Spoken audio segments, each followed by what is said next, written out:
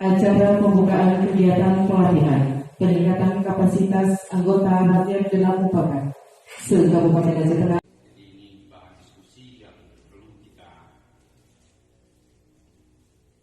perlakukan untuk kebaikan penyelenggaraan pemerintahan kampung.